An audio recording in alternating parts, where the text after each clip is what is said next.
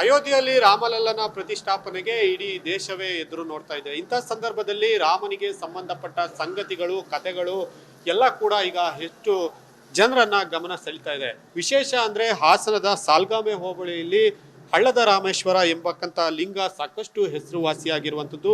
ವಿಶೇಷ ಅಂದ್ರೆ ಈಗ ಈ ಲಿಂಗು ಏನು ಪ್ರತಿಷ್ಠಾಪಿಸಲ್ಪಟ್ಟಿದೆ ಸ್ವತಃ ಶ್ರೀರಾಮಚಂದ್ರನಿಂದಲೇ ಈ ಲಿಂಗು ಪ್ರತಿಷ್ಠಾಪನೆ ಆಗಿದೆ ಅನ್ನುವಂತ ಒಂದು ಐತಿಹ್ಯ ಇರುವಂಥದ್ದು. ಹಾಗೆ ಈ ಲಿಂಗು ಇರುವಂತಹ ಒಂದು ಸ್ಥಳದಲ್ಲಿ ಈ ನೀರಿನ ಹೊರತೆ ತಾನಾಗೆ ಮೇಲೆ ಬಂದು ಇಡೀ ಲಿಂಗವನ್ನು ಮುಚ್ಚಿ ಹೋಗುವಂತಷ್ಟು ನೀರು ಬರುವಂಥದ್ದು ಈ ಒಂದು ಸ್ಥಳದ ಮಹಿಮೆಗಳಲ್ಲಿ ಒಂದಾಗಿದೆ. ಇನ್ನ ಇಲ್ಲಿ ರಾಮ ಸಾಕ್ಷಾತ್ ಶ್ರೀರಾಮಚಂದ್ರ ಬಂದು ಪ್ರತಿಷ್ಠಾಪಿಸಲ್ಪಟ್ಟು ಪೂಜೆ ಮಾಡಿದಂತಹ ಲಿಂಗು. ಹೀಗಾಗಿ ಇದಕ್ಕೆ ಹಳ್ಳದ ರಾಮೇಶ್ವರ ಅಂದ್ರೆ ಇಲ್ಲಿ ಸದಾಕಾಲ ನೀರು ಇರುವಂಥದ್ದು ಈ ಒಂದು ಸ್ಥಳದ ಮಹಿಮೆ ಆಗಿದೆ. ಈ ಬಗ್ಗೆ ಇಲ್ಲಿನ ಅರ್ಚಕರು ಏನು ಹೇಳ್ತಾರೆ ಕೇಳೋಣ, ಅವರನ್ನು ನಾವೀಗ ಮಾತಾಡ್ಸೋಣ. ಅರ್ಚಕರು ಹೇಳಿ, ತಮ್ಮ ಹೆಸರೇನು ಮತ್ತೆ ಇದರ ಐತಿಹ್ಯ ಏನಿದೆ, ರಾಮನಿಗೂ ಈ ಲಿಂಗಕ್ಕೂ ಏನು ಸಂಬಂಧ?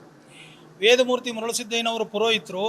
ಇಲ್ಲೇ ವಿಶೇಷ ಪುರೋಹಿತಿಗೆನ್ನೆಲ್ಲ ನಾವು ಸುಮಾರು 35 ವರ್ಷದಿಂದ ಪ್ರಧಾನ ಅರ್ಚಕರಾದ ಜಯಣ್ಣನವರು, ಅವ್ರ ತಂದೆಯವರಿದ್ರು ಉಲಿಯಪ್ಪನವರು ಅಂತ ಅವತ್ತಿನ ಕಾಲದಿಂದಲೂ ನಾವು ಈಗ 35 ವರ್ಷದಿಂದ ಇಲ್ಲಿ ಕುಂಭಾಭಿಷೇಕ, ರುದ್ರಾಭಿಷೇಕ, ಪ್ರತಿ ಹುಣ್ಣಿಮೆಯಲ್ಲಿ ರುದ್ರಾಭಿಷೇಕ ಪೂಜೆಗಳನ್ನು ನೆರವೇರಿಸ್ಕೊಂಡು ಬರ್ತಾ ಇದ್ದೀವಿ. ಇಲ್ಲೇ ಮಹಿಮೆ ಏನಂದರೆ, ಹಿಂದೆ ಶ್ರೀರಾಮಚಂದ್ರನು ರಾವಣನನ್ನು ಸಂಹಾರ ಮಾಡಿದಾಗ ಅವನ ಸೋದರಿಯಾದಂಥ ಬ್ರಹ್ಮ ರಾಕ್ಷಸಿ ಎಂಬವಳು ರಾಮನ್ನ ಓಡಿಸ್ಕೊಂಡು ಅವನು ಸಂಹಾರ ಮಾಡಬೇಕು ಅಂತ ಓಡ್ಕೊಂಡು ತಲೆ ಮೇಲೆ ಕಲ್ಲು ಹೊತ್ಕೊಂಡು ಬಂದಾಗ ಶ್ರೀರಾಮಚಂದ್ರ ಇಲ್ಲಿ ಬಂದು ಇಲ್ಲಿ ಕೊಳದಲ್ಲಿ ಮುಳುಗಿದಾಗ ಇವಳು ಬ್ರಹ್ಮತಿ ರಾಕ್ಷಸಿ ಕಲ್ಲನ್ನು ಹೊತ್ಕೊಂಡು ಅವನ ಮೇಲೆ ಹೇಳ್ತಾನೆ, ಅವನ ತಲೆ ಮೇಲೆ ಎತ್ತಾಕಬೇಕು ಅಂತ ಹೇಳ್ಬಿಟ್ಟು ಕಲ್ಲನ್ನು ಹೊತ್ಕೊಂಡು ನಿಂತಿದ್ದಾಳೆ. ಅದರಂತೆ ಶ್ರೀರಾಮ ಈ ಕೊಳದಲ್ಲಿ ಮುಳುಗಿ ಒಳಗಡೆ ಉದ್ಭವವಾಗಿ ಶ್ರೀರಾಮ ಮಳಲನ್ನು ಗುಡ್ಡೆ ಮಾಡಿ ಲಿಂಗವನ್ನು ಸ್ಥಾಪನೆ ಮಾಡಿದ.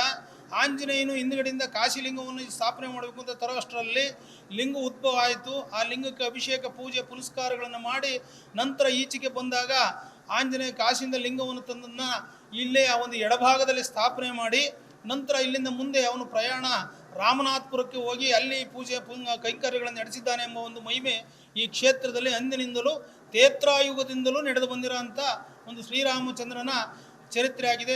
ನೋಡ್ಬೋದು ಇಲ್ಲಿನ ಅರ್ಚಕರು ಹೇಳಿದಾಗೆ ಏನು ಈ ಒಂದು ಬಾವಿ ಇದೆ, ಇಲ್ಲಿ ಒಂದು ಪುರಾಣದ ಕಥೆ ಪ್ರಕಾರ ಆ ಬ್ರಹ್ಮಕಲ್ಲು ಅನ್ನುವಂಥದ್ದು ಕೂಡ ಇಲ್ಲೇ ಇರುವಂಥದ್ದು. ಅಂದ್ರೆ ರಾವಣನ ಸಂಹಾರ ಮಾಡುವಂತಹ ಸಂದರ್ಭದಲ್ಲಿ ಬ್ರಹ್ಮ ರಾಕ್ಷಸಿ ರಾಮನನ್ನ ಅಟ್ಟಿಸಿಕೊಂಡು ಬರುವಂತಹ ಸಂದರ್ಭದಲ್ಲಿ ರಾಮ ಈಗ ಏನು ನಾನು ತೋರಿಸ್ದೆ ಆ ಒಂದು ಬಾವಿಯಲ್ಲಿ ಮುಳುಗಿ ನಂತರ ಇಲ್ಲಿ ಬಂದು ಲಿಂಗವನ್ನ ಪ್ರತಿಷ್ಠಾಪನೆ ಮಾಡಿದ್ದಾರೆ ಅನ್ನುವಂಥದ್ದು ಇದಕ್ಕೆ ಒಂದು ಐತಿಹ್ಯದ ಪುರಾಣದ ಹಿನ್ನೆಲೆ ಇರುವಂಥದ್ದು.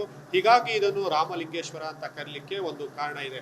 ಸದ್ಯ ಅಯೋಧ್ಯೆಯಲ್ಲಿ ರಾಮಲಲ್ಲ ಪ್ರತಿಷ್ಠಾಪನೆ ಸಂದರ್ಭದಲ್ಲಿ ಸಾಕಷ್ಟು ಜನಗಳು ಕೂಡ ಈ ಒಂದು ರಾಮ ಪೂಜೆ ಮಾಡಿದ ಲಿಂಗವನ್ನ ಇಲ್ಲಿ ಬಂದು ನೆನಪಿಸ್ಕೊಳ್ತಾರೆ ಅನ್ನೋದು ಕೂಡ ಅಷ್ಟೇ ಸತ್ಯ ಅಂತ ಹೇಳ್ಬೋದಾಗಿದೆ. ಕ್ಯಾಮ್ರಾ ಪರ್ಸನ್ ಕಾರ್ತಿಕ್ ಜೊತೆ ಕುಶ್ವಂತ್, ರಿಪಬ್ಲಿಕ್ ಕನ್ನಡ, ಹಾಸನ.